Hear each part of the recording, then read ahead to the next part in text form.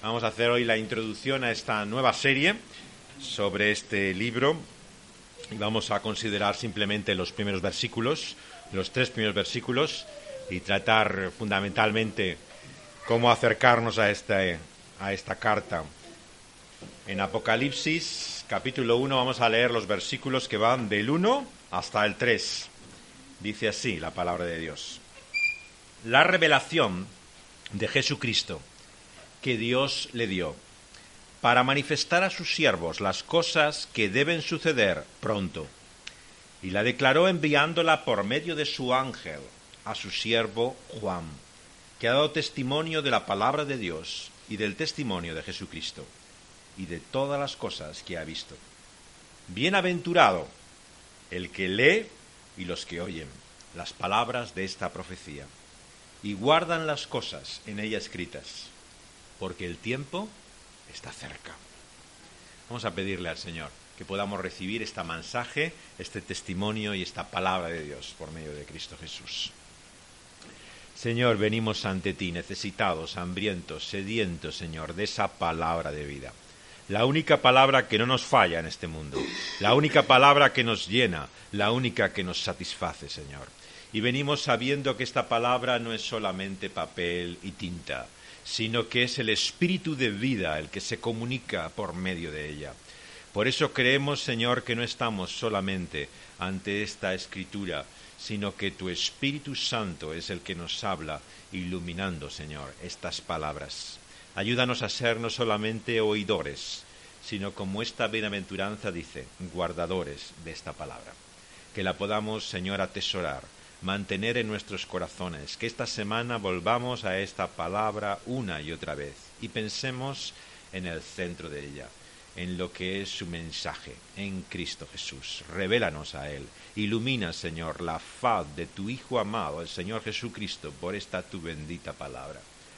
Señor, reconócele, muéstranos, Señor, quién es tu Hijo, el Señor Jesús. Te lo pedimos en su bendito nombre. Amén. El miedo es una cosa que nos atenaza, que nos paraliza. Cuando tenemos incertidumbre ante lo que va a ser nuestra vida, nos vemos incapaces, ¿no?, de dar un paso. Perdemos el sueño por la noche, ya no sabemos cómo vamos a afrontar la realidad que tenemos delante.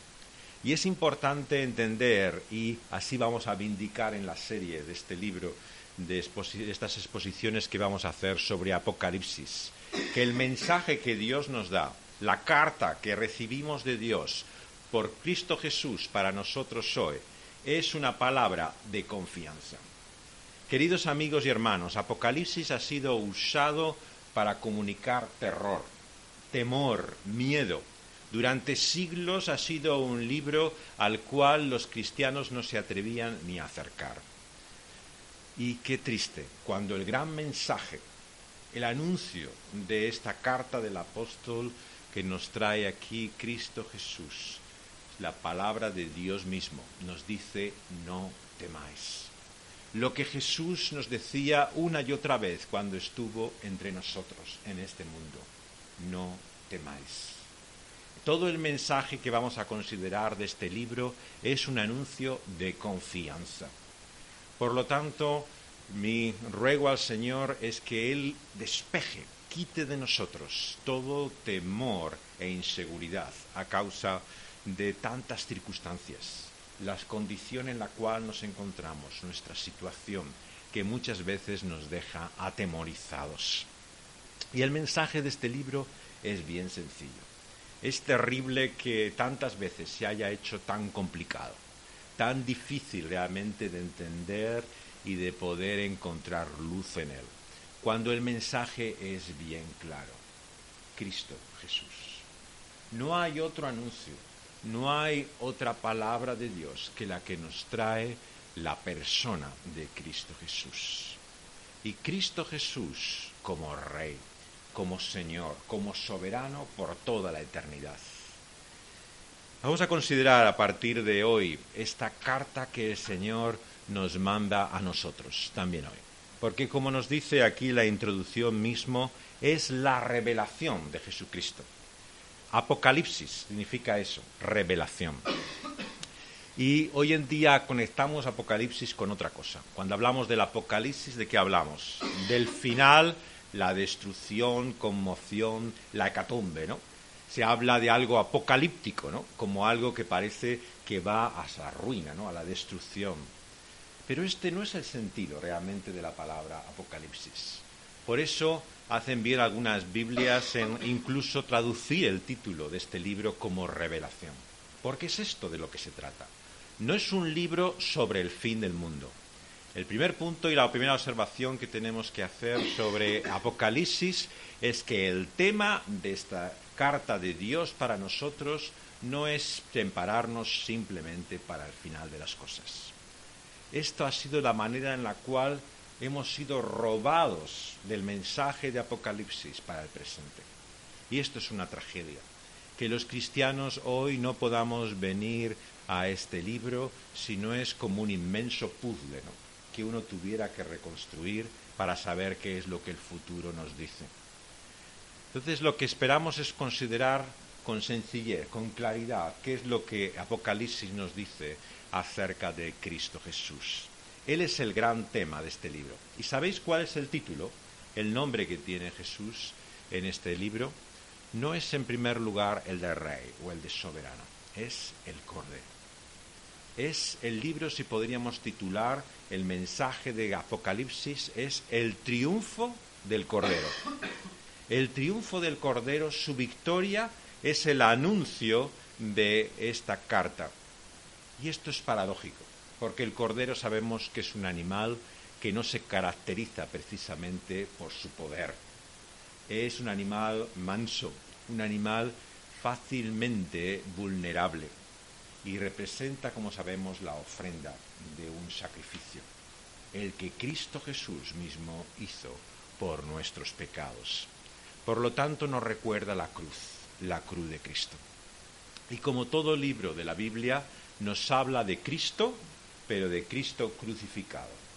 Y es por esto tan importante entender que el que fue crucificado es el que reina. El reino de Dios en este mundo y por la eternidad es el reino del crucificado. Y esto nos habla, por lo tanto, de lo diferente que Dios ve las cosas a como las vemos nosotros. Para el mundo, Cristo Jesús está colgado de esa cruz. Una Semana Santa más, así lo hemos visto por las calles de este país y en todas las partes del mundo. Es el que ha sido vencido. Pero a la luz de la palabra de Dios en Apocalipsis es el vencedor, el que ha triunfado, el victorioso, Cristo Jesús. Y por esto es que es un mensaje de victoria, de triunfo. No se puede entender Apocalipsis si no es como una palabra de ánimo porque Cristo, el Cordero, ha vencido y ha triunfado sobre todos nuestros enemigos. ¿De dónde nos viene esta carta? Bueno, la carta va firmada por Juan, ¿no? Pero ¿quién es este Juan? Algunos han pensado que este Juan podría no ser el Juan que escribió el Evangelio y las 3 cartas que encontramos en el Nuevo Testamento. ¿Por qué lo pensaban? Porque el estilo de este libro es diferente a cualquier otro libro del Nuevo Testamento. Es evidente y no lo podemos ocultar que Apocalipsis no es como otros libros del Nuevo Testamento. Uno de los grandes errores, yo creo, de la interpretación de este libro es este. Intentar entender Apocalipsis como una carta del apóstol Pablo. Esto no es realmente un tratado doctrinal en el cual podamos encontrar un análisis, ¿no? Sino que lo que vemos son imágenes, visiones. Alicia en el País de las Maravillas, sabéis que no solamente se encontraba con conejos, ¿no?, y otras criaturas increíbles, sino que también es dado a leer un libro. Y dice Alicia, ¿y de qué me sirve un libro si no tiene imágenes, si no tiene dibujos, si no tiene cuadros, ¿no? Y Dios nos conoce y ha querido darnos un libro con imágenes, con cuadros. Entonces lo que encontramos aquí son casi pinturas, ¿no? Y leer y entender Apocalipsis es comprender que no podemos analizarlo, ¿no?, como se analiza un tratado teológico, ¿no? Estamos viendo un cuadro, una imagen, y es la impresión de ese cuadro y esa imagen la que Dios quiere darnos. Dios no solamente habla por pensamientos racionales, ¿no?, lógicos, también nos da imágenes, símbolos. Hemos este domingo pasado participado del pan y del vino. Bueno, el pan y el vino es un símbolo, pero como tal no solamente está ahí para pensar en su significado, ¿no?, está simplemente para participar de él, para de esta forma poder tomar conciencia con nuestros propios sentidos de lo que Dios tiene que decirnos con ello. Igualmente el bautismo y el agua, que así lo muestra. Dios nos habla también por imágenes, por símbolos. Por eso no tenemos que tener miedo a reconocer que Apocalipsis es un libro simbólico. Muchos cristianos se ponen nerviosos cuando oyen esto. Un libro simbólico, ¿no? O sea, eso quiere decir que no es verdad, que no es real, que no es histórico lo que dice aquí, que no ha pasado de verdad. No, un libro simbólico no significa que algo no es real, que no ha pasado, que no es verdad. Quiere decir que el lenguaje, que la manera en la que se expresa es distinta, ¿no?, a una descripción de lo que podríamos llamar la realidad literalmente, como literatura. No es un sinónimo de falsedad, ¿no?, de engaño, de poesía simplemente, sino que nos habla de su lenguaje, de su modo de expresión, ¿no? Y es por eso que no podemos menos que entender Apocalipsis como un libro distinto por ese su carácter, ¿no?, que llamamos simbólico. Es un libro profético, y es así como comienza esta carta, diciéndonos que nos viene como una profecía. Dice el verso 3, que son las palabras que tenemos aquí, la profecía que Dios nos da a nosotros. ¿Pero qué es una profecía? La profecía no es solamente el anuncio de cosas que han de venir. Esto es también una visión muy limitada de lo que es la profecía en la Biblia. La profecía es lo que Dios tiene que decirnos ahora, en el presente, en este momento. Entonces, ¿por qué habla de cosas, ¿no?, que se refieren a un tiempo que parece que todavía ha de venir, que está cerca, que no ha llegado, que nos habla de los últimos tiempos? Si este no es un libro sobre el fin del mundo, ¿por qué habla aquí realmente de un tiempo que viene postrero? Lo hemos leído anteriormente en Hechos de los Apóstoles, la predicación de Pentecostés. Para mí es un modelo de interpretación de cómo tenemos que tratar como una profecía en el Nuevo Testamento las palabras de Joel. Joel, el apóstol Pedro, en Jerusalén el día de Pentecostés, lee como en los postreros días vendrán todas estas cosas. Profetizarán, tendrán visiones, ¿no? Habrá todos estos elementos que se menciona en los cielos. ¿Y qué dice a continuación el apóstol Pedro? Estos días han venido, han llegado a nosotros por medio de Cristo Jesús. Por lo tanto, es fundamental para entender el Nuevo Testamento que estamos en los últimos tiempos. Quien no entienda que el postrer tiempo es el tiempo presente, se priva, se queda realmente sin este mensaje que Dios tiene para nosotros, que es para ahora. Apocalipsis nos habla de lo que ocurre entre esa venida de Cristo Jesús, ¿no?, y su vuelta a este mundo. Nos habla de lo que es el tiempo, ¿no?, a que a nosotros corresponde. Y Juan así lo anunció. Probablemente es el mismo Juan de las otras cartas o libros, aunque su lenguaje sea diferente. Así lo creían los padres de la Iglesia y durante siglos la Iglesia cristiana lo creyó. Hay una sola excepción, un hombre llamado Dionisio de Alejandría. Este hombre del siglo III habla de otro Juan, ¿no? Y de ahí viene la idea de que ya en la Iglesia primitiva algunos decían que había otro Juan que había traído Apocalipsis. Juan de Patmos se le llama a veces, ¿no?, en los comentarios, como intentando distinguirle del otro Juan. Pero realmente ni el estilo del libro, ¿no?, ni la identificación que nos da en este caso este hombre nos puede hacer dejar de considerar la unanimidad, ¿no?, del testimonio de la historia de la Iglesia, de que era el mismo Juan que conocemos en el Evangelio y en las cartas. Mientras no tengamos razones poderosas para dudarlo, pensamos que hablamos del mismo apóstol. ¿Y cuándo recibe esta visión el apóstol en esta isla de Patmos? En un momento de persecución. Sabéis que el Imperio Romano persiguió a los cristianos, básicamente en dos periodos de tiempo. Muchos piensan por las películas, ¿no?, que siempre estaban persiguiendo a los cristianos, ¿no? La realidad es que muchas veces no eran perseguidos. Incluso si vais al Coliseo de Roma alguna vez, ¿no?, y he tenido la oportunidad de estar, veis que lo pone en un cartel: aquí nunca se mató a ningún cristiano, ¿no? Realmente en muchos de los lugares que identificamos como sitios de martirio no hubo realmente ese sacrificio. Fue en momentos muy concretos, ¿no?, de la historia del Imperio Romano que hubo. El primero es el más famoso, el de Nerón, ¿no? Cuando Nerón persigue a los cristianos después del incendio de la ciudad, surgen muchas historias, Ben-Hur, Quo Vadis, ¿no? Habéis visto las películas que en Semana Santa suelen poner en televisión, ¿no?, y hablan sobre esta época. Esto ocurre en la década del año 60 después de Cristo, ¿no? Y la otra gran persecución es en la década del 90. En el 90, Domiciano, que era un emperador romano, hace la persecución más seria y grave sobre los cristianos. Y la mayor parte de los comentaristas y estudiosos de Apocalipsis creen que este es el periodo en el cual se escribió Apocalipsis, ¿no? Apocalipsis tiene que ver probablemente más con la persecución de la década del 90 que en la del 60. ¿Por qué? Porque Jerusalén vemos que ya está destruida. El año 70, ¿no?, parece que el templo y todo lo que acompañaba a Jerusalén se habla como si algo fuera ya del pasado, ¿no? Por otro lado, la fuerza de la persecución fue mucho mayor, ¿no?, que en los años 60, y se parece más a la desolación, ¿no?, que vemos descrita en Apocalipsis. Y luego es evidente, y así lo muestra en nuestras Biblias, que no solamente cierra esta revelación por su tema, sino que también en el tiempo parece el último de los libros del Nuevo Testamento.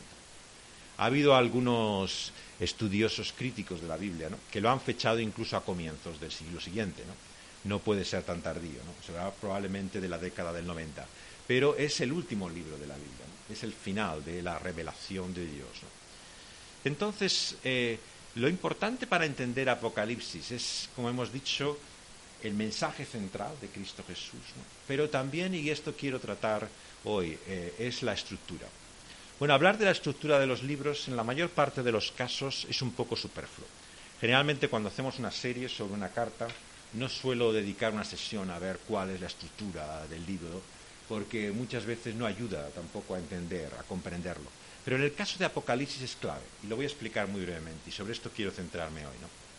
Hay dos formas de leer Apocalipsis. Olvidaos de la discusión escatológica, o sea, del final de los tiempos. ¿Qué es lo que pensamos que va a ocurrir? ¿Qué orden va a pasar? ¿No? ¿Cómo va a ser? Esto es otro tema.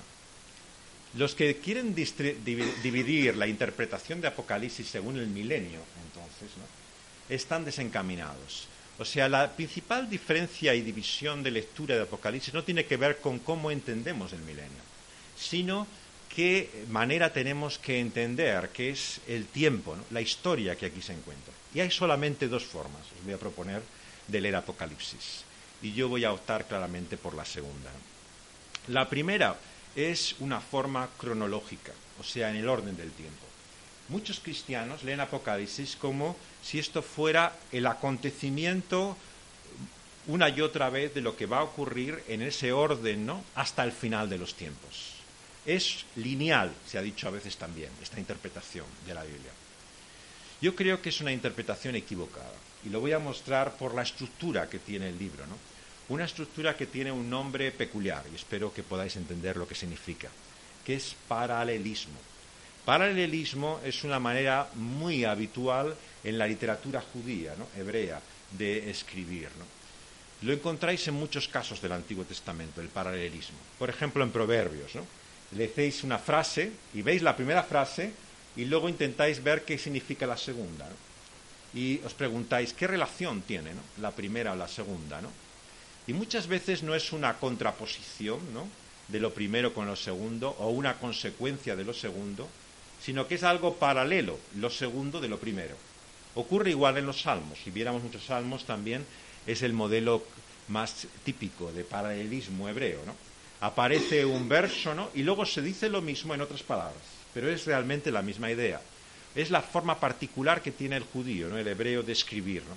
Y es por esto que también Apocalipsis, claro, es un libro muy marcado, ¿no?, por esa literatura y ese lenguaje judío. ¿Qué significa el paralelismo entonces en Apocalipsis? Significa básicamente que se trata de dos partes, ¿no? pero que las dos están, como vamos a ver, íntimamente relacionadas, ¿no? Hay 22 capítulos, ¿no?, en Apocalipsis. De esos 22 capítulos podemos dividirlos por la mitad. Exactamente, muy fácil de recordar. Del 1 al 11 encontramos la primera parte de Apocalipsis, ¿no?, y a continuación, el 12 al 22, encontramos el resto del libro. ¿Qué es lo que diferencia estas dos partes del libro? Una nos habla de lo que ocurre desde el punto de vista de la vida aquí abajo, de lo que estamos ahora enfrentándonos, ¿no?, luchando, cuál es nuestra realidad presente. Y el otro nos habla de cómo se ve desde el cielo, desde arriba. Abajo, arriba, así de sencillo. La primera parte del libro nos habla de cómo se ven las cosas desde abajo, la segunda cómo se ven desde arriba. Pero ¿en qué consiste el paralelismo? Que ambas cosas hablan de lo mismo. Lo que diferencia es la perspectiva. Una es desde abajo y otra desde arriba. Pero realmente se está hablando de los mismos acontecimientos. Esto es capital para entender la relación que vamos a ver, ¿no?, de paralelismo que hay en este libro, ¿no? Es conocido que hay 7 secciones, ¿no?, muy claras en Apocalipsis, ¿no?, porque el número 7 se repite hasta la saciedad. Si realmente hay un libro de la Biblia donde se diga 7, múltiplos de 7, este es Apocalipsis, ¿no? Todo es 7, 7, 7. ¿Por qué? Porque es el número, sabemos, que se relaciona con la perfección en la cultura judía, ¿no? Es decir, 7 es algo completo, algo total, es la consumación, ¿no? Y entonces en estas 7 secciones lo que encontramos es ese paralelismo, ¿no?, del que estamos hablando. ¿Por qué? Porque cada sección nos habla también de un mismo tiempo. Si queremos llamarlo así, la historia de la Iglesia, el tiempo desde la venida de Cristo Jesús hasta su segunda venida, la realidad que aquí encontramos en este presente, ¿no? Y vemos que lo hace por medio de una serie de paralelismos, ¿no? ¿Cuáles son las secciones de Apocalipsis? Si me acompañáis brevemente os indico cuáles son todas ellas. Hemos dicho que hay una gran división, 1 al 11, ¿no?, 12 al 22, ¿no? Pero si comenzamos con los primeros capítulos, del 1 al 3, el mensaje ya es de entrada el centro del libro, Cristo. Del 1 al 3 se habla de Cristo y de su pueblo, la Iglesia. Hay 7 cartas, ¿no?, a 7 iglesias, ¿no?, pero vemos que esas cartas siguen un orden, claramente, incluso lo podemos ver en el mapa geográfico. Podemos ver, las 3 primeras son las principales ciudades que había en aquel momento. Está hablando simplemente, ¿no?, de lo que es la Iglesia del Señor Jesucristo, ¿no?, en estas 7 circunstancias que encontramos en las 7 cartas, ¿no? Su pueblo es aquí descrito en estos primeros 3 capítulos. Luego, del 4 al 7, encontráis los 7 sellos otra vez. Aquí hay 7 sellos que se describen, ¿no?, en los capítulos 4 al 7. Y del 8 al 11, lo que encontramos son 7 trompetas, ¿no? Hay, como os fijáis, un paralelismo claro. Se va mostrando en una imagen repetida, ¿no?, en 7, aquí en esta última sección, Cristo y su pueblo, 7 sellos, 7 trompetas, ¿no? Pasamos a la siguiente sección, ¿no? Del 12 al 14 hay 7 aliados. 7 aliados que están aquí en este conflicto, en esta lucha, en esta guerra que describe aquí Apocalipsis.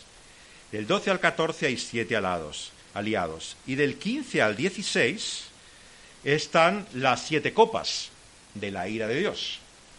O sea, la estructura es un paralelismo constante, ¿no?, de una serie de imágenes, ¿no?, marcadas por ese número 7.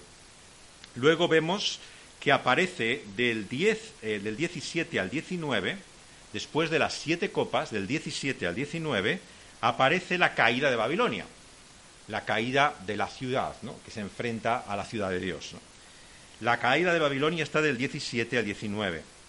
Y el final, la conclusión, es feliz. Bueno, a todos nos gustan las historias que acaban bien, ¿no? Pues Apocalipsis acaba la mejor de todas. No hay ningún final tan maravilloso como el que acaba la Biblia. Y lo encontramos en los capítulos 20 al 22, ¿no? Es realmente la visión más gloriosa, el final más feliz, ¿no? Hollywood no ha inventado uno mejor que este. Sigue siendo el final más maravilloso que encontramos en la historia. Del 20 al 22 está esa final feliz. Entonces, cada sección de esta carta habla de lo mismo. Esta es la clave para entender Apocalipsis. No tenemos que preguntarnos al llegar a cada nueva sección, ¿y ahora esto de qué habla? ¿De qué tiempo? ¿De qué época? ¿Qué es lo que aquí ocurre? O sea, está utilizando imágenes, cuadros, para describir una misma época, una misma historia. Por eso es que las trompetas y las copas son paralelas. Se habla de lo mismo. Lo que ocurre con las 7 trompetas, con lo que ocurre con las 7 de las copas, es lo mismo. Lo que está es describiéndose con otra imagen, con otro elemento. Pero estamos hablando realmente de la misma cosa. Esto es lo que el paralelismo implica, ¿no? Bueno, el paralelismo tiene una larga historia de interpretación, no es un invento actual, ¿no? Muchos maestros desde el siglo XIX así han interpretado Apocalipsis. Pero tenéis que ser conscientes que muchos evangélicos, tristemente yo diría que la mayoría, hace una lectura cronológica, lineal, no ve esta división paralela. Y por esto es que se convierte en tal cuestión de división, de controversia, de discusión, ¿no? Porque realmente no hay dos que se pongan de acuerdo, ¿no? En qué orden ocurre todo, ¿no? Al ser un enfoque cronológico, lineal el que siguen, donde marcan en el cuadro, ¿no?, los puntos, ¿no? Aquí no se ponen de acuerdo, ¿no? Y ahí es donde surgen las diferentes escuelas, ¿no?, de escatología, todas las divisiones en torno al milenio, ¿no?, pre, a, post, ¿no?, pretribulación, posttribulación, ¿no? Y empiezan todos a ver dónde colocamos, ¿no?, en su cuadro, en la línea, todo esto. Cuando en realidad es mucho más sencillo. Es una estructura paralela que nos habla de una misma época y de un mismo mensaje, Cristo Jesús, ¿no? Entonces, tenemos que darnos cuenta que ciertamente Apocalipsis es un libro difícil, ¿no? No lo podemos negar, ¿no? Pero muchas veces lo hacemos más difícil de lo que es. Yo no he predicado sobre Apocalipsis hasta ahora.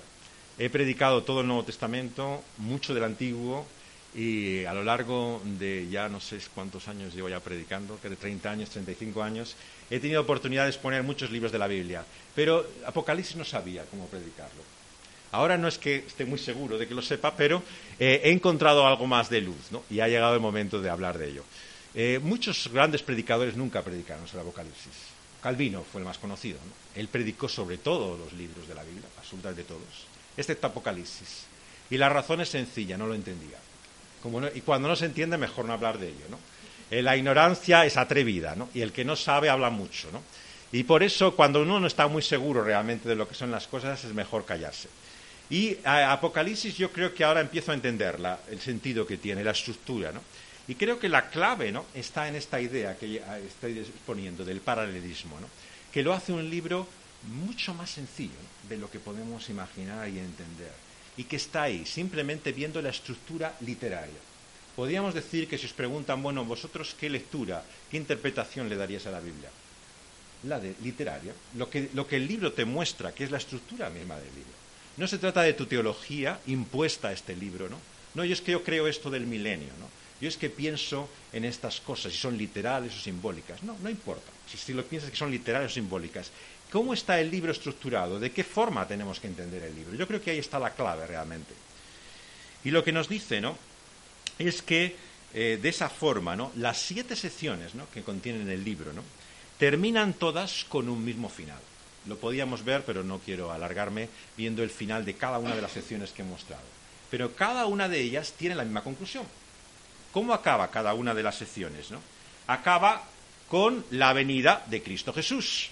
La segunda venida de Cristo es el final de cada una de las 7 secciones de Apocalipsis. Junto con la venida de Cristo, ¿qué es lo que aparece? La derrota de todos sus enemigos. O sea, todo lo que se enfrenta a Cristo y a su reino eterno es destruido, es vencido. Y esto es lo que hay al final de cada una de las 7 partes de Apocalipsis, ¿no? A continuación encontramos el juicio, encontramos la realidad del cielo y del infierno. Pero siempre es lo mismo. O sea, al final de cada sección no acaba en un lugar distinto, acaba en el mismo. Por lo tanto, de lo que estamos viendo es una serie de imágenes, de cuadros que nos llevan a una misma idea central. Es por esto que es trágico, ¿no?, que la escatología, o como queramos llamarlo, la enseñanza, ¿no?, cristiana sobre el fin de los tiempos sea un tema de debate. Cuando para los cristianos lo fundamental, lo central, lo esencial del futuro a la luz de lo que vemos en libros como Apocalipsis está claro.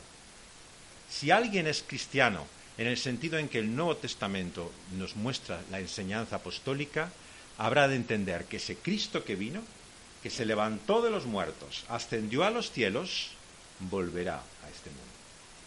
No puede haber ningún verdadero cristiano que tome en serio el mensaje del Nuevo Testamento y que niegue la segunda venida de Cristo. Esto es una realidad. Y Apocalipsis nos lo muestra. Y todos los creyentes tenemos que darnos cuenta que se habla claramente de esta conclusión.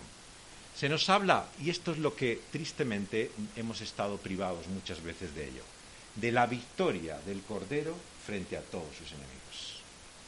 Qué terrible que Apocalipsis sea para muchos un mensaje de terror, de pánico, ¿no? Nos da miedo ya siquiera abrirlo, porque es que todo parece que suma sangre, ¿no? O sea, realmente es que parece que da pánico acercarse. Todo es cataclísmico, absolutamente desolador, ¿no? Todo lo contrario de lo que pretende ser Apocalipsis, que es un mensaje de ánimo. A cada una de las iglesias, ¿no? Veremos en la introducción, la primera sección, con sus debilidades, con sus contradicciones, ¿no? Sabéis que en la mayor parte de esas cartas todos tienen elementos negativos, defectos, pecados, ¿no? Miserias, ¿no?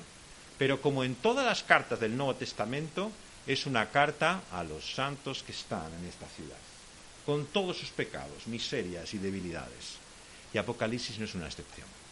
Nos dice que en la iglesia hay pecado, pero sin embargo Cristo ha triunfado frente al mal. Y este es el mensaje de la cruz, ¿no? Y el anuncio, la esperanza que nos da aquí también de la victoria de todos los enemigos. Y nos habla del juicio, de la vindicación final de Dios, ¿no? En ese juicio final que hará, ¿no? Cuando llevará a toda persona, toda criatura, delante de su presencia. Y solamente dos destinos, una gran división y separación hasta el final, los que están con Cristo y los que están sin Él. Su presencia y comunión eterna en el cielo y los que están apartados, separados de Él, en las tinieblas de afuera, que es el infierno. Apocalipsis no se puede entender sin el Antiguo Testamento. Uno de los grandes problemas que tenemos cuando leemos este libro es que vais a ver que cada versículo, cada palabra es un eco de un texto del Antiguo Testamento. O sea, es algo obsesivo, continuado, ¿no? Es por eso un ejemplo, digamos, de literatura judía, ¿no? Hebrea, si queremos llamarlo, ¿no? Porque hace referencia al libro hebreo y judío por antonomasia, que es la Biblia judía, el Antiguo Testamento. Todo él es un eco de lo que ocurre, ¿no? En la Biblia. Y particularmente lo que ocurre al principio. Génesis. Observaréis, y así lo voy a mostrar, ¿no? Cómo hay constantemente un paralelismo entre el principio, el Génesis y el Apocalipsis. Lo cual nos dice mucho de la propia Biblia. La Biblia misma tiene una coherencia. O sea, no solamente hay un paralelismo en un libro, Apocalipsis, ¿no? Sino que toda la Biblia nos habla de un mismo tema, desde el principio hasta el final, ¿no? Y esto es lo que nos muestra también esta última revelación de Dios. Al volver al principio entendemos el final. Comprendemos también el sentido de las cosas, el propósito último, ¿no? O sea, todo nos lleva a una maravillosa coherencia, ¿no? A la idea de que hay un mensaje consistente, ¿no? Que realmente se muestra aquí, ¿no? Y que une ambos testamentos. ¿En qué? En la persona del Señor Jesucristo. Y lo que nos dice esta introducción, ¿no? Que tenemos aquí delante, ¿no? Es que lo que vemos de estas 7 formas diferentes, en estas 7 visiones de Apocalipsis, es la realidad de Cristo Jesús.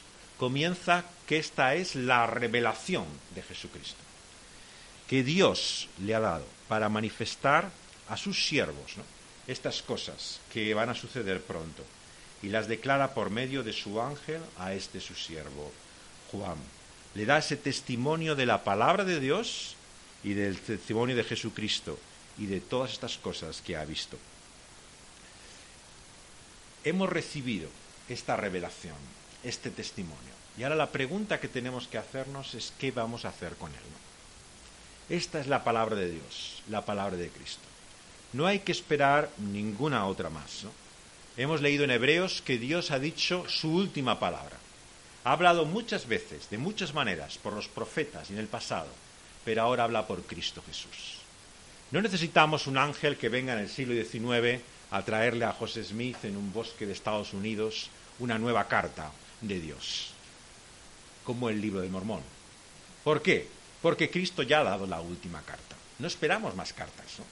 No necesitamos una revelación última de Dios después de Cristo Jesús, el Islam, lo que significa la revelación dada a Mahoma en el Corán, porque Cristo es la última palabra. Es la carta viviente de quién es Dios, la manifestación plena, como dice el principio de Hebreos, la imagen, sustancia, todo lo que tenemos que esperar está en Cristo Jesús. Por lo tanto, no hay mejor forma de ver no solamente este libro, sino nuestra vida misma, que a la luz de Cristo Jesús. Y por eso concluye esta introducción con una bienaventuranza. Bueno, pocos se dan cuenta que hay bienaventuranzas también en Apocalipsis. No solamente en el Evangelio de Mateo hay bienaventuranzas. Hay varias bienaventuranzas que vamos a ver en el libro de Apocalipsis, ¿no? Es también otra forma muy típica, ¿no?, de la literatura hebrea, ¿no?, como es Mateo, el más judío probablemente de los 4 evangelios, ¿no? Y lo que nos dice esta bienaventuranza es que el que lee o el que oye, ¿no?, es una cultura, sabemos, tanto oral, ¿no?, que se escucha como que se lee por escrito. Es de igual forma, ¿no?, llegaba la palabra a muchas personas. En la sinagoga se leía la escritura, ¿no?, y algunos la leían, ¿no?, y otros la escuchaban, ¿no? Pero la palabra nos viene tanto por el oído como por la lectura. Y lo que nos dice es que el que lee y el que oye las palabras de esta profecía, de esta palabra de Dios, ¿no?, y las guarda, estas cosas que están escritas, ¿no?, es bienaventurado, porque el tiempo está cerca. Lo que Dios nos llama, por lo tanto, es ahora a guardar, a atesorar. Este es el gran mensaje de la sabiduría bíblica. Recordáis en Proverbios, ¿no? La sabiduría que has oído, esta guarda. ¿Y dónde se guarda lo que Dios nos da? En el corazón. Este es el mensaje de la palabra de Dios. Porque el corazón implica nuestra mente, nuestra voluntad, toda nuestra vida. Entonces el Señor no quiere que seamos, como dice Santiago, otro texto muy hebreo del Nuevo Testamento, oidores, ¿no?, que se nos va por un oído lo que oímos en el otro, ¿no?, sino que lo que oímos ha de quedarse en nosotros, ¿no? Hemos de guardarlo. Y guardarlo significa también ponerlo en práctica, sabemos. El Señor Jesús lo dice al final del Sermón del Monte. El que oye estas palabras y las hace, ¿no?, será comparable al hombre que hace su casa sobre piedra, ¿no?, y no sobre la arena, que vienen los elementos, ¿no?, y se viene abajo, ¿no? No hay solamente que oír, ¿no?, sino que también guardar, hacer, poner en práctica aquello que oímos, ¿no? Y lo que nos da la razón, la explicación, es que el tiempo está cerca. Y esto nos lleva a la última cuestión esta mañana. ¿Cómo puede estar cerca si hablamos de esto, ¿no?, 21 siglos después, ¿no? ¿Cómo de cerca es este cerca, ¿no? Bueno, la mayor parte de los cristianos han hecho esta pregunta en cada generación de la historia de la Iglesia, ¿no? ¿Está la venida de Jesús cerca? Está ya, ahora mismo, ¿no? Todas las generaciones ha habido creyentes que dicen, bueno, está aquí mismo, ya ha llegado. O sea, se ve toda la señal, los elementos, estamos a punto. Y sin embargo, los siglos han pasado y seguimos leyendo estas palabras, ¿no? ¿Qué significa esto? ¿Que cerca no es cerca? No, tenemos que entender lo que quiere decir. Igual que postrer tiempo, último tiempo, es todo el tiempo desde la venida de Cristo Jesús hasta que Él vuelva, ¿no? La cercanía habla de la inmediatez, ¿no?, de lo que Dios va a hacer. Pero ¿cómo de inmediato es, ¿no? Ahí la explicación sigue siendo la mejor, la que el propio apóstol Pedro nos da. Sabéis, en su segunda carta. Voy a acabar con esta reflexión a partir de la carta del apóstol Pedro, capítulo 3 de la segunda epístola de Pedro. ¿Qué significa que el tiempo está cerca? Y debemos oír, escuchar, pero guardar estas palabras. Segunda de Pedro 3. Dice: Amados, esta es la segunda carta que os escribo, y en ambas despierto con exhortación vuestro limpio entendimiento, para que tengáis memoria de las palabras que antes han sido dichas por los santos profetas, y del mandamiento del Señor, del Salvador dado por vuestros apóstoles, sabiendo primero esto, que en los postreros días vendrán burladores, andando según sus propias concupiscencias, y diciendo: ¿dónde está la promesa de su advenimiento? Porque desde el día en que los padres durmieron, todas las cosas permanecen así como desde el principio de la creación. Estos ignoran voluntariamente que en el tiempo antiguo fueron hechos por la palabra de Dios los cielos y también la tierra, que proviene del agua y por el agua subsiste, por lo cual el mundo de entonces pereció anegado en agua. Pero los cielos y la tierra que existen ahora están reservados por la misma palabra, guardados para el fuego en el día del juicio, de la perdición de hombres impíos. Mas, oh amados, no ignoréis esto, que para con el Señor un día es como 1000 años, y 1000 años como un día. El Señor no retarda su promesa, según algunos la tienen por tardanza, sino que es paciente para con nosotros, no queriendo que ninguno perezca, sino que todos procedan al arrepentimiento. El día del Señor vendrá como ladrón en la noche, en el cual los cielos pasarán con gran estruendo, y los elementos ardiendo serán deshechos, y la tierra y la obra que en ellas hay serán quemadas. Lo que nos dice aquí el apóstol Pedro es lo que significa este tiempo cercano, ¿no? ¿Qué es lo que dice en primer lugar, ¿no? Tenemos que tener memoria de estas palabras, de esta profecía, ¿no? Fijaos la importancia que tiene en la Biblia la memoria. Bueno, algunos cuando tenemos ya cierta edad empezamos a perder memoria, ¿no? Otros todavía el Señor nos la concede por un tiempo más, ¿no? Pero la memoria es frágil, ¿no? Hay cosas que uno recuerda y otras que prefiere no recordar, ¿no? Que uno quiere quitar de su cabeza y no tener memoria de ellas, ¿no? La memoria es manejable, es manipulable, la podemos utilizar de una manera u otra, ¿no? Hay personas que recuerdan con todo detalle lo que ocurrió hace 20 años, ¿no? Y no saben qué pasó ayer exactamente, ¿no? Y la memoria es caprichosa, ¿no? Uno selectivamente escoge, ¿no? Reconstruye también en su propia mente, ¿no? Cómo ocurrieron las cosas. Y como uno cuenta lo que pasó, suena muy diferente a como lo cuenta otro, ¿no? Cada uno recuerda la historia muy diferente, ¿no? A como uno la cuenta. Pero la palabra de Dios nos llama a hacer un ejercicio de memoria, ¿no? A recordar el qué, las palabras y la profecía de lo que el Señor aquí nos ha dado. Y esta es sobre Cristo Jesús, nos dice Juan. En su Apocalipsis, revelación final, es Cristo a quien tenemos que recordar. John Newton, ¿sabéis quién era este predicador? En el siglo XVIII, en Inglaterra, un hombre con un pasado vergonzoso, como muchos cristianos. No tenemos mucho de lo que enorgullecernos. Él fue un traficante de esclavos. El tráfico de esclavos hacía que no solamente había personas que cautivaban, apresaban, secuestraban, digamos, a personas, ¿no? Algo contra la ley de Dios, ¿no? Está prohibido el secuestro, el robo de personas, ¿no? Y traficaban, ¿no? Vendían a esas personas desde África, ¿no? Hasta Occidente, ¿no? Que venían en barcos. Y este hombre era un traficante de esclavos, ¿no? Y el Señor obró poderosamente en su vida, le transformó. La gracia de la que él hablaba en su himno, Sublime Gracia, ¿no? Amazing Grace, ¿no? El himno más conocido de la Iglesia cristiana y sobre todo del movimiento evangélico. Nos habla del poder de esa gracia de Dios, maravillosa. Pues este hombre ya era mayor cuando el Señor le llevó a la fe. A algunos les lleva el Señor a la fe jóvenes, pero otros al final de su vida. Y era un hombre ya mayor. Pero él nunca olvidó lo que había sido su pasado. Como el apóstol Pablo, él sabía que no era digno de predicar este evangelio. Y así lo dejó en su tumba. Cuando la veis todavía en el pueblo de Olney, en Inglaterra, donde en una pequeña iglesia anglicana predicaba, todavía está en la tumba, ¿no? Escrito la historia, por un lado, de su vergüenza, pero también su esperanza.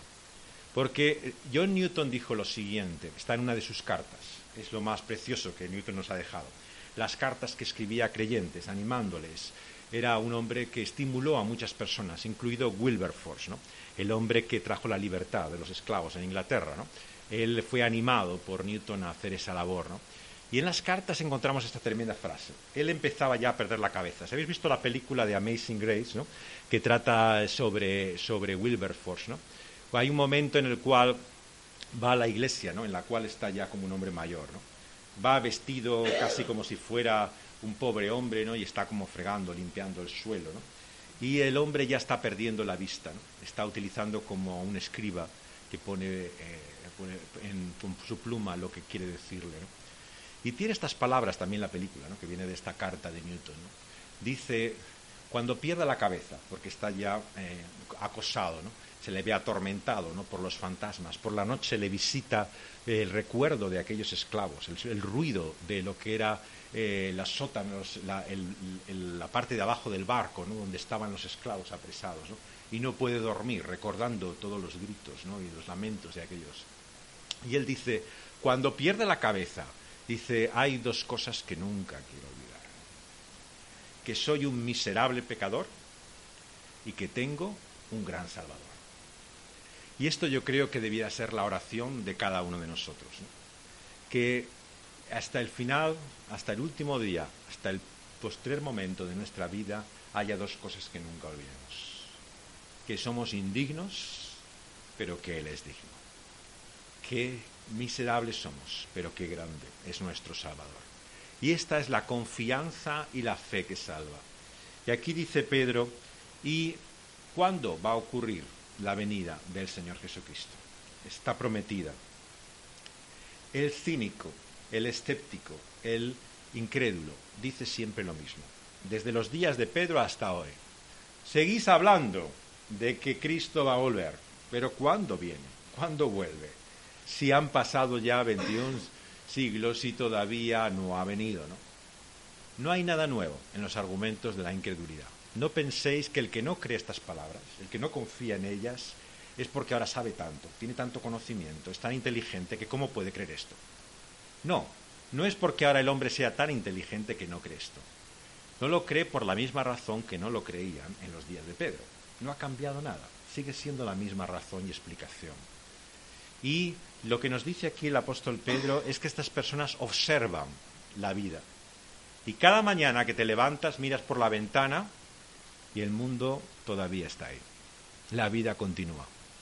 Decía C.S. Lewis, el escritor inglés, ¿no?, que él conocía a algunos escépticos, gente muy incrédula en la Universidad de Oxford, ¿no?, donde él enseñaba, ¿no?, que si un día se levantaban por la mañana y vieran todas las imágenes de Apocalipsis, visualmente, literalmente, ¿no?, como el cuadro que encontramos aquí, desde su ventana, se frotarían los ojos, ¿no?, y no le darían la menor importancia.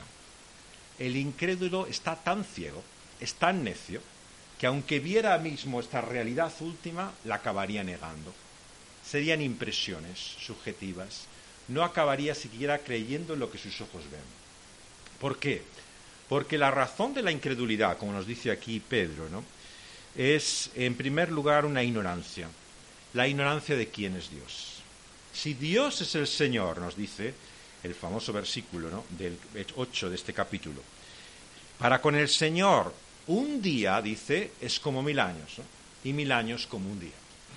Bueno, esto no es un cálculo matemático, otra de las chifladuras que muchos hacen en Apocalipsis, ¿no? Cada día 1000 años, ¿no?, empezamos aquí a juntar las fechas, ¿no?, a ver a cuánto nos da, ¿no?, cada 1000 años si vamos sumándole, colocando las fechas a partir de cierto momento. Esto no es lo que dice Pedro, ¿no? Lo que dice Pedro es que a Dios nuestro tiempo, no le sirve, no es la medida de la eternidad, ¿no? Y comprender esto es capital, ¿no?, porque nos muestra nuestra limitación, lo pequeño que somos, ¿no?, ante ese Dios eterno. ¿Y cuál es la conclusión? Dice, el Señor no retarda su promesa, según algunos la tienen por tardanza, sino que es paciente para con nosotros, no queriendo que ninguno perezca, sino que todos procedan al arrepentimiento. O sea, si Dios tarda en llevar a cabo sus promesas, entre comillas, tarda, o sea, no parece que venga tan pronto como dice aquí que viene pronto, hay una sola y exclusiva razón: su paciencia. ¿Habéis pensado, os dais cuenta, lo paciente que es el Señor para con nosotros? Hacemos de nuestra vida una ruina, pero el Señor es paciente para con nosotros. Increíblemente, asombrosamente, maravillosamente paciente. Si por nosotros fuera, habríamos ya perdido la paciencia con nosotros mismos. Estamos hartos ya. Pero Dios es paciente y nos dice que si el Señor no ha cumplido todavía esa promesa, si no ha vuelto todavía, es porque Él es paciente. ¿Y qué es lo que espera el Señor? Espera que todos procedan al arrepentimiento. Fijaos bien, y esto es una corrección para todas las teologías, pero sobre todo para aquellos que enfatizamos lo particular, ¿no?, de la elección, de la salvación, de todo esto. Lo que Dios busca es que todos vayan al arrepentimiento. Cuidado con reducir la generosidad y misericordia de Dios. La gracia de Dios es tan grande, tan amplia, tan universal como aquí nos dice el apóstol Pedro. Aunque eficazmente se muestre para con unos pocos, aunque sea tan limitada como que se haga real para su pueblo, no podemos nunca dudar que el propósito de Dios es para salvación. Dios, el Señor, no se complace en la muerte de nadie. ¿Por qué no tenemos que tener miedo entonces a ese día?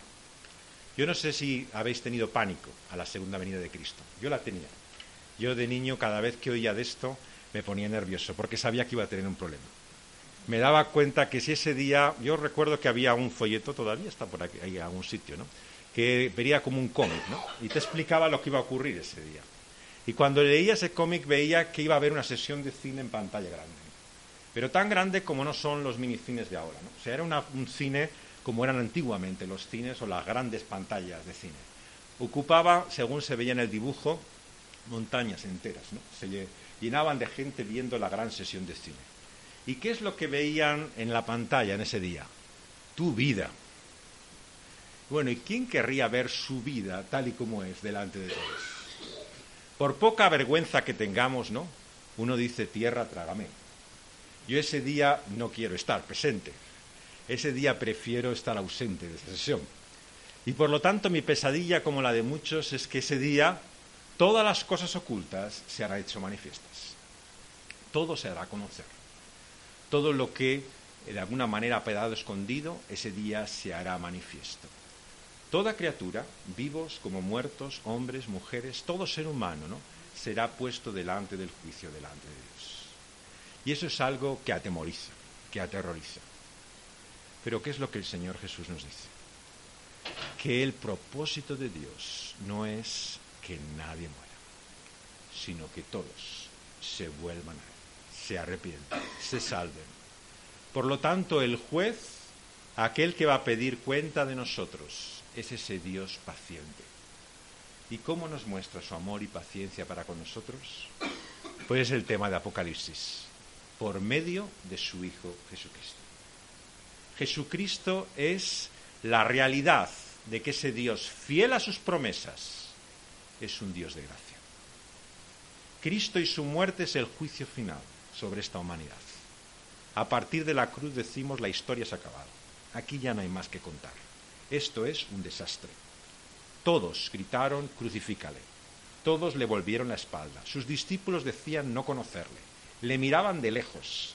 Nadie se atrevía realmente a reconocer quién era Cristo Jesús. Si en el diluvio Dios miró la tierra y no vio nada, nadie realmente digno de salvar, ¿qué diría en el monte del Calvario de la humanidad entera? Pero el mensaje de este libro y de la Biblia en toda es que el Cordero que está sentado en el trono nos muestra la paciencia de Dios. Porque esa cortina, ese telón de la historia, no se ha cerrado. Estamos en un resquicio. Queda todavía un espacio entre que esa cortina está medio cerrada y su final, ¿no?, acabar de cerrarla. Y ese es el tiempo en que a ti y a mí Dios nos ha permitido vivir. Un tiempo de gracia. Por lo tanto, no debemos menospreciar ese tiempo. Y menos aún despreciarlo. Decir, Dios tarda en cumplir sus promesas. Bendita tardanza. Gracias a Dios que todavía ese día no ha llegado. Alabemos a Dios que Él es paciente y misericordioso y todavía no ha vuelto a juzgar a los vivos y a los muertos. ¿Y sabéis por qué? Porque quiere que todos vengan al arrepentimiento. Vamos a orar, Señor. Vamos a pedirlo. Oh Dios, venimos ante ti sabiendo que no hay nadie como tú, que eres un Dios maravilloso, incomparable, paciente, que muestras tu bondad y tu gracia, generación tras generación. Que, Señor, una y otra vez no nos tratas como nosotros merecemos. Reconocemos que hacemos lo malo una y otra vez, tomamos el mal camino, nos empecinamos, Señor, en seguir la senda equivocada, y tú nos persigues con tu gracia irresistible. Una y otra vez, Señor, vas en busca nuestra. No nos dejas de tu mano, Señor, sino que quieres que nos volvamos, que nos arrepintamos, Señor. Bendita y maravillosa gracia, Señor, maravillosa tenacidad, esa perseverancia, esa tozudez, Señor, por la cual no te das por vencido. Señor, queremos construir nuestra vida, no en el abuso de esa paciencia, sino en la adoración y la alabanza de ella. Queremos, Señor, no utilizarla, Señor, para abusar de ella, sino para reconocer quién eres tú por medio de ella. Y, Señor, sabemos que tienes un propósito para este tiempo de gracia, que todos procedan al arrepentimiento. Señor, gracias por esta carta, por este mensaje de Cristo Jesús que nos da ánimo, ánimo a seguir llamando a todos al arrepentimiento, a volverse a ti, a reconocer que hay un Dios que está ahí y que ha hablado, pero que sobre todas las cosas habla por medio de Cristo Jesús. Que podamos ser testigos de Cristo Jesús en esta generación. Es el llamado, la vocación, para lo cual estamos aquí, tus hijos, Señor, tu pueblo, tu iglesia. Señor, que seamos fieles a ellas, que nunca dejemos de dar testimonio, Señor, de Cristo Jesús a esta generación perversa, porque nosotros pertenecemos a ella. Somos indignos, Señor. No teníamos derecho para estar en tu pueblo, pero tú, Señor, nos has trasladado de ese reino de oscuridad a la luz admirable de tu amado Hijo. Que muchos, Señor, sean trasladados, empujados a tu reino, Señor, que sean llevados, Señor, por la fuerza de tu Espíritu Santo, entrando, Señor, a las puertas de tu divino y santo reino. Señor, bendita gracia, que persigue, que empuja a las personas, que la lleva, que conquista, que arrebata los corazones. Porque por esa gracia estamos aquí hoy. Señor, que muchos puedan conocerla, experimentarla. Líbranos del pesimismo, Señor, de ver a las personas como casos perdidos, de contemplar el rechazo, la incredulidad y pensar que no hay nada que hacer. Nosotros no podemos hacer nada, pero tú lo puedes hacer todo, Señor. Danos la fe, la confianza, Señor, de que para ti no hay imposibles. Señor, queremos reconocer esa paciencia en este día y saber que el tiempo está cerca, pero que si no ha llegado todavía es por tu divina paciencia, porque lo que quieres es que muchos conozcan a Cristo Jesús y se vuelvan a ti por medio de él. Como Pedro en aquel primer día, en la predicación de Pentecostés, Señor.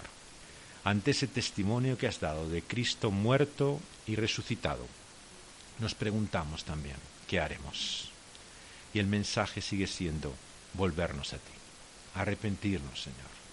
Considerar que te necesitamos, dar un giro a nuestra vida. Señor, que podamos hacerlo, no una vez y para siempre, sino cada día de nuestra vida. Te lo pedimos en el nombre de tu amado Hijo, el Señor Jesucristo. Amén.